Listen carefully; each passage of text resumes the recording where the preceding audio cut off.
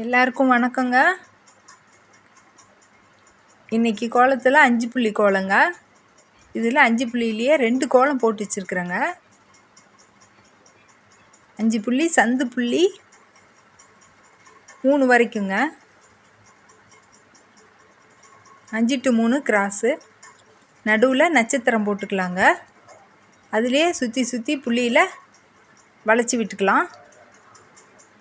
2 கோலமுமே எளிமையான கோலங்க, நல்ல அழகாகவும் இருக்கும். இந்த கோலங்களை போட்டு பாருங்கள், நல்லா அழகாக இருக்குங்க. இன்னொரு வீடியோவில் பார்க்கலாங்க. நன்றிங்க.